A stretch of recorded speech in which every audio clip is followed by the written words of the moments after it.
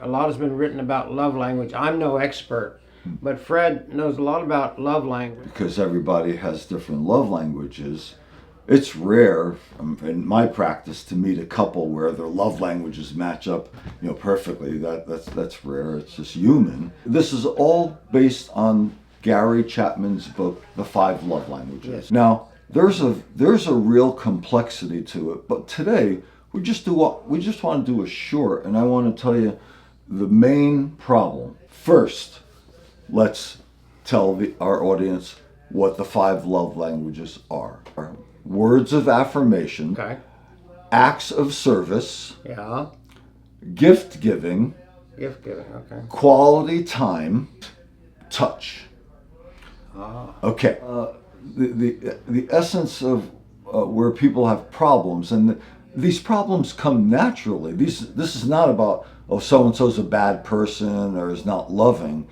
Let's take the example of where both are very sincere in their love for each other, and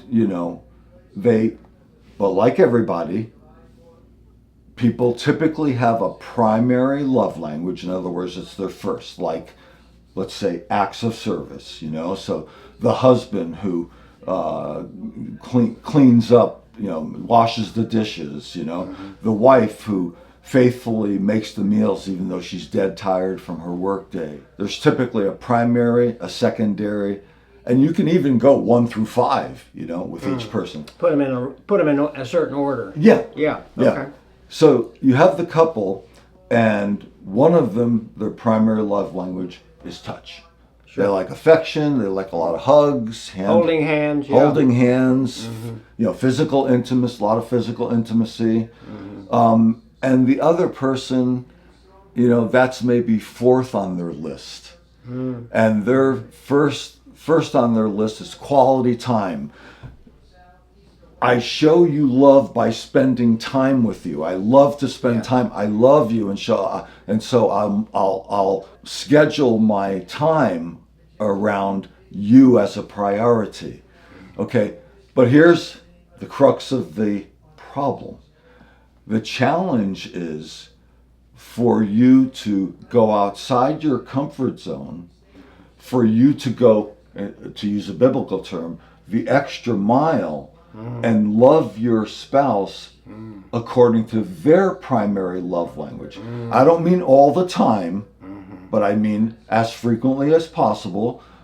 Even though touch is not high priority on your list, you engage in touch. Maybe you give your spouse some back rubs. Maybe you hold their hand. Maybe you give extra hugs, even though that's not your first inclination. So you come off of whatever is number one on your priority list of the five, Yeah. and try and move and spend more time doing their number one. Yes, and vice versa. Vice versa. It has to be two ways. It goes both ways. Both ways. Okay. So, well, let's say the man's primary love language is touch, and the woman's is quality time.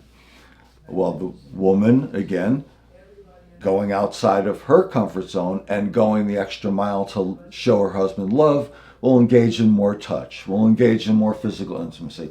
And the man, in turn, will go outside of his comfort zone and what comes natural, and he will carve out and spend quality time with his wife. He might plan for them to spend a weekend, away, and spend a lot of time with her, shopping. She likes to go antiquing, so he spends time. This is quality time, so he speaks her language. So there it is. I think that about wraps it up.